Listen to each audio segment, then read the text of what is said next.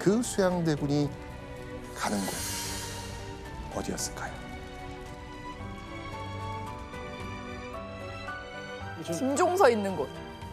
아, 그렇게 김종서를 먼저 이렇게 했구나. 그래야지 밑에 사람들을. 하니까. 그렇죠. 바로 이번 거사의 최대 목표 김종서의 집이었습니다. 1453년 10월 10일 운명의 그날.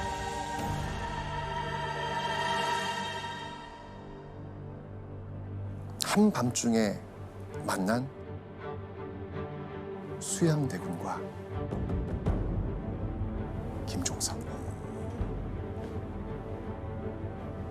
이때 앙숙인 그들 사이에는요, 팽팽한 긴장감이 흐릅니다.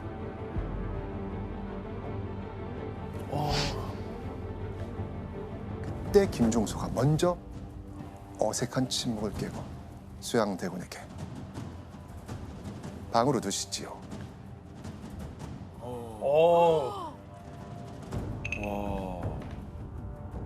자, 근데 이때 수양대군은요, 방 안으로 들어가지 않고 뜻밖의 부탁을 합니다. 김종서에게 이 편지를 좀 읽어주시지요. 편지를 건네면서 편지를 읽어달라고 합니다. 편지를요? 네. 갑자기 편지? 김종서는 굉장히 의아하게 생각했지만 일단 편지를 읽으려고 합니다. 그런데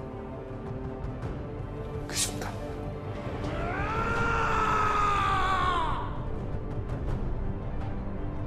갑자기 팍 하는 소리와 함께 김종서가 쓰러집니다.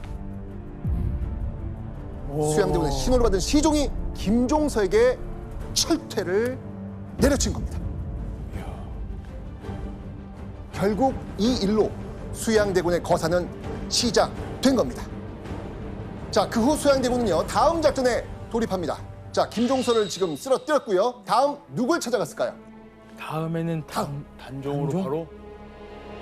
그렇죠. 바로 자기의 조카이자 왕인 단종이었습니다. 어린데. 그 어린애를 어떻게 하지? 자, 한밤중 갑자기 자신을 찾아온 삼촌.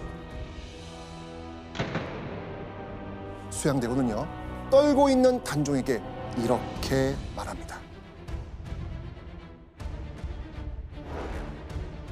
전하, 제가 지금 김종서를 처단하고 오는 길입니다. 갑자기 자신이 가장 믿고 따르는 측근 세력인 김종서를 처단했다?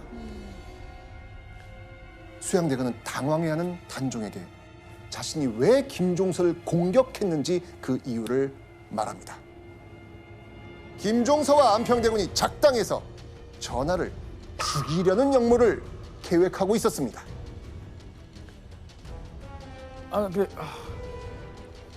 이 말을 들은 당시 13살의 단종은 수양대군의 말을 듣고 이렇게 말합니다.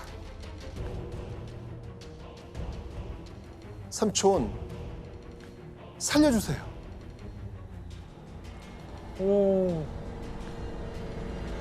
왕인데. 그렇죠. 어리고 힘없는 단종이 수양대군에게 할 수 있는 일은 없었습니다.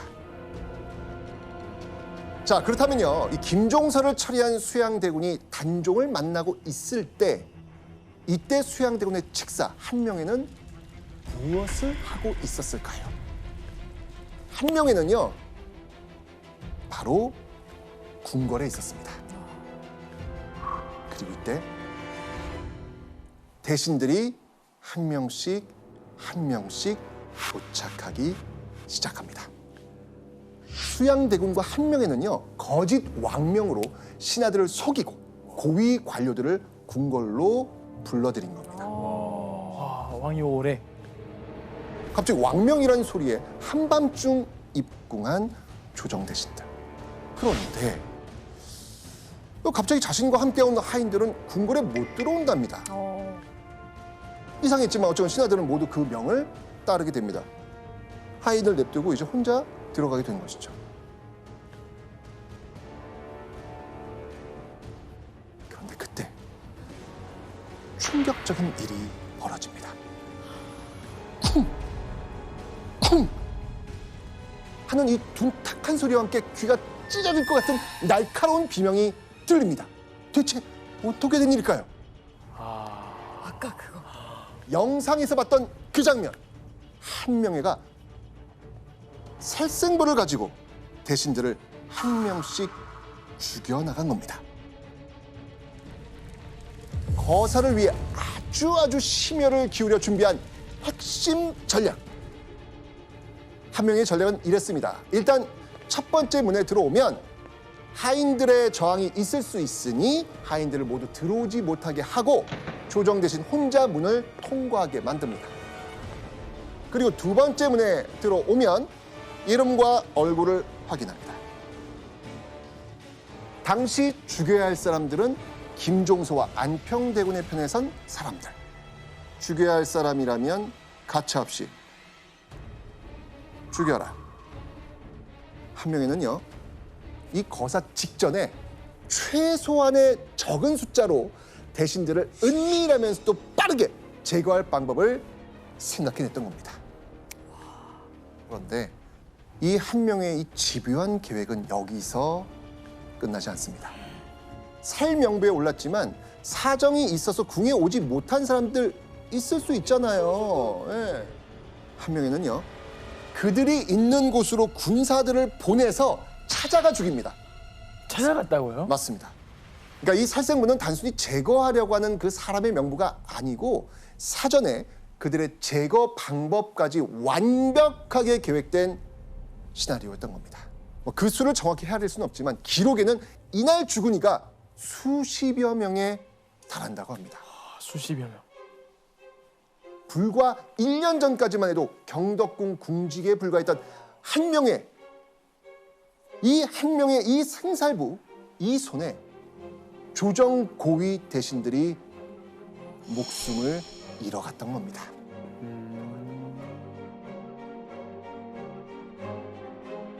개유정. 이게 그 유명한 개유정난. 정난은요, 진정시킬 정, 그리고 어려운 난을 써서 어려운 상황을 진정시켰다, 편안하게 만들었다라는 뜻이죠. 한마디로 김종서와 안평대군 세력이 단종을 없애려 한 난을 수양대군이 진압했다는 의미입니다. 궁직이었던 한명회가 공신, 그것도 엄청난 특권을 받은 1등 공신에 책봉된 겁니다. 훗날 수양대군은 개유정난을 뭐라고 설명하는지 아세요? 설명도 해요. 네, 개유정난에 대해서 이렇게 이야기합니다. 정난의 일은 한명회가 했고 나는 한 일이 없다. 아, 공을 세웠다라고 그렇죠. 하는 거네요. 그렇죠. 그러니까 한명회가 이 개유정난을 성공시킨 사실상 정변의 설계자였고 그걸 수양대군이 인정한 겁니다. 사실 한명회 입장에선 이게 책상으로 들을 수 있는 정말 최고의 극찬이에요, 극찬. 그렇죠. 그리고 개유정난이 일어나고 2년 후 수양대군은 단종에게 왕위를 넘겨받고 드디어 왕이 됩니다. 조선 제7대 왕 세조의 탄생이었습니다. 그렇게 한명회는 결국 조선의 새로운 왕을 만든 킹메이커가 된 겁니다.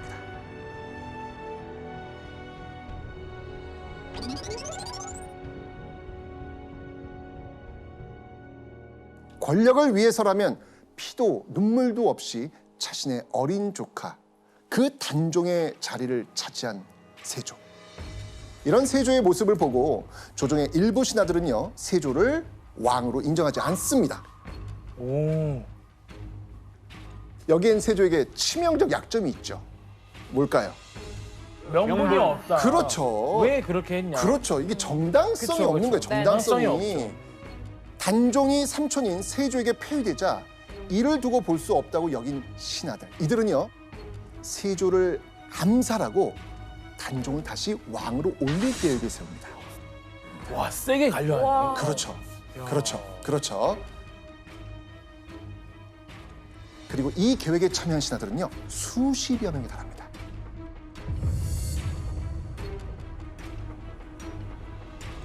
결국 1456년 6월 이들에게 드디어 세조를 없앨 기회가 옵니다. 자, 대체 어떤 일이 있습니까? 세조를 죽일 기회. 바로 그 시작은요, 명나라 사신을 맞이하는 연회장이었습니다. 아. 이 연회장에서 세조를 죽이려는 암살 계획이 세워진 겁니다.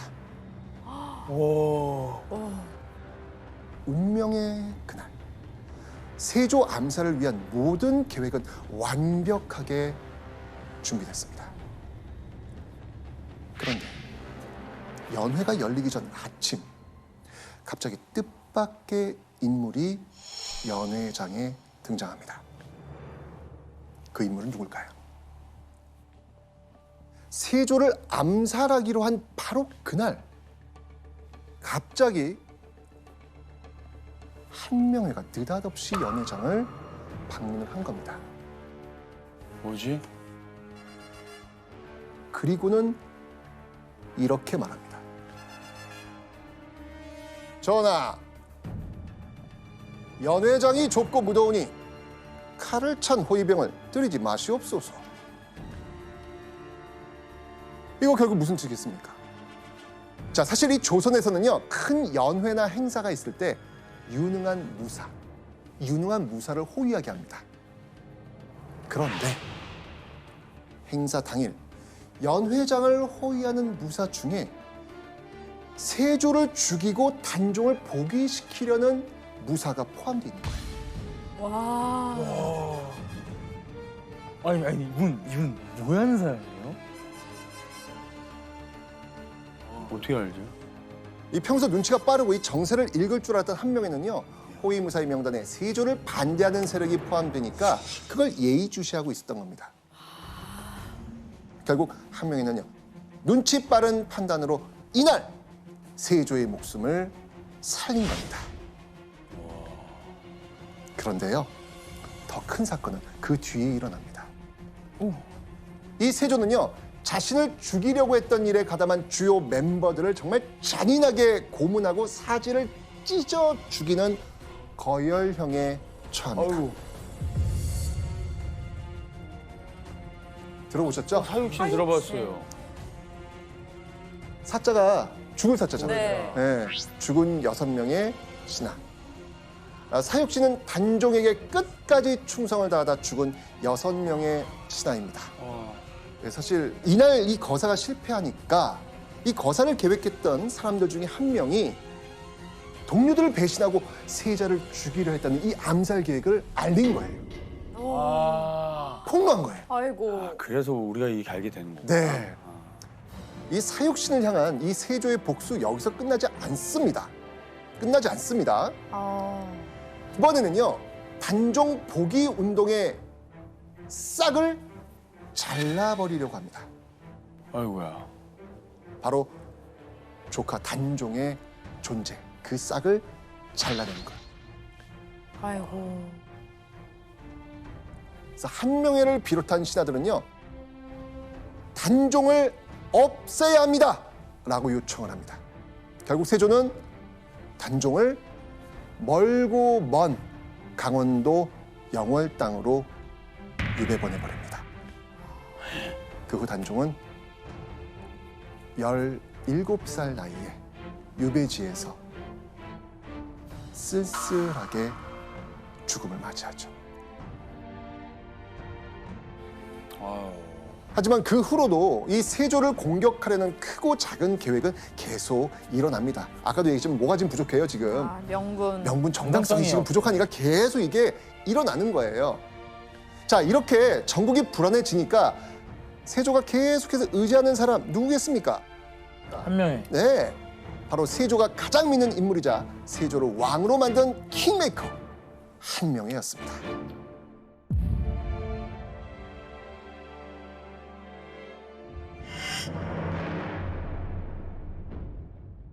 자, 이후 세조는요, 한명회를 도채찰사로 지방에 파견합니다. 오.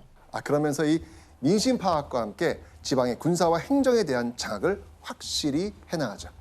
한마디로 이 세조는 한명회를 통해 지방의 동태를 파악하고 수령들을 통제하면서 반란을 막으려고 했던 겁니다. 이야. 세조의 신임을 얻은 한명회는 이후요, 세조 제위 14년 동안 무려 총 14번에 걸쳐 이 도채찰사로 파견이 됩니다. 아유. 자, 그러면서 이 세조는요, 한명회를 향해 이런 말까지 남겼다고 하죠. 보시죠.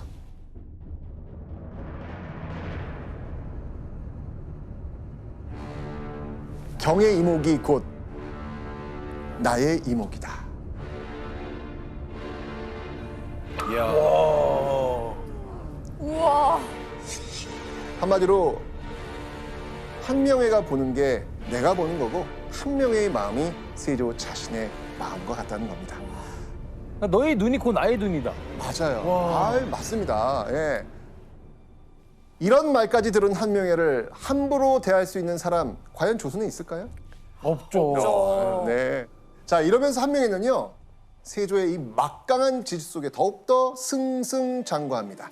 1462년 우의정, 1463년 좌의정, 1466년 마침내 최고 관직, 지금의 국무총리격인 영의정마저 오르게 됩니다. 생각해 보세요. 경덕궁 궁직이었던 그가 14년 만에 최고 권력에 올라간 겁니다. 한마디로 한명회의 인생 역전 그 자체가 된 거죠. 예, 인생에 맡겼네. 그럼요. 네. 당시에는요, 이런 말도 있었습니다. 천하가 한명회의 손 안에 있다. 와. 와. 그런데요, 한명회의 욕망은요, 멈추지 않습니다. 더 나갈 때가 있나요? 그는 권력과 더 가까워지기 위해 왕인 세조와 사돈을 맺습니다. 우와. 사돈이요? 오. 네. 대박이다. 한명회는요, 총 1남 4녀의 자식이 있었는데요. 그는 자신의 셋째 딸, 이 셋째 딸을 세조의 둘째 아들과 혼인시킵니다. 한명회와 세조가 사돈을 맺은 겁니다. 부와 권력 그리고 왕자의 장인이라는 타이틀까지 조선의 모든 걸 가진 남자 한명회. 자, 이러니 이 조정에서 한명의 위상과 권력 어떻게 씁니까? 그러니까 막강해 막강이지. 야, 이건 뭐 이제 더 이상 말이 필요 없지 않습니까? 그런데 그동안 허위호식하며 권력을 누렸던 한명에게 찾아온 위기의 순간, 왜? 바로 세조. 이 세조가 많이 아파요. 아. 많이 아픈 거예요. 오. 그리고는 1468년 결국 세조는 눈을 감고 맙니다. 아.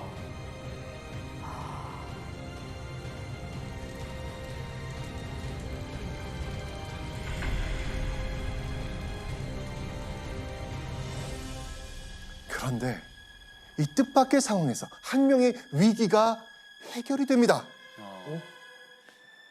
자, 그렇다면 이 세조 다음으로 왕이 된 사람 누구죠? 바로 예종입니다. 게다가 예종은 한명회와 아주 밀접한 사이였죠. 어떤 사이였죠? 왕의 둘째 아들 제8대 왕 예종. 그런데 예종이 누구랑 결혼했다? 바로 한명회의 셋째 딸과 결혼한 사이. 아까 제가 왕과 사돈이 되었다. 세조와 사돈이 되었다 그랬잖아요. 바로 여기입니다. 이야. 한명회가 이번엔 왕의 장이 되었다. 다시 한명회는 다시 한명회는 부활하게 됩니다. 권력의 정점에 서게 되는 것이죠. 와. 그런데 이 예종의 장인으로서 다시 부활했던 이 한명에게 충격적인 소식이 들려옵니다. 바로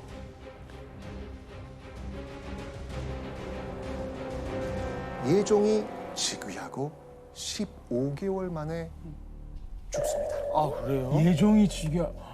진짜요? 여기 다들 단명했네.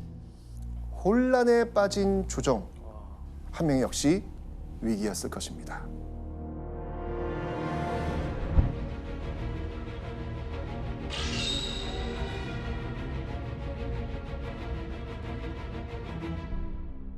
근데 여러분들, 한명회가 어떤 인물입니까? 세조를 왕으로 만든 킹메이커입니다. 한명회는 여기서도 킹메이커로서의 면모를 보여줍니다. 또 한 명의 왕을 만드는데 엄청난 힘을 보탭니다. 대단하다. 예종의 뒤를 이어 왕이 된 자. 자, 이 사람은 이제 여러분들이 너무나도 익숙한 사람입니다. 바로 성종. 자, 그렇다면 이 한명회는 어떻게 성종이 왕이 되는데 도움을 줬을까요? 자, 그 이유를 알려면 다시 한번 한명의 가계도를 한번 그러니까. 보셔야 합니다. 예. 보시죠.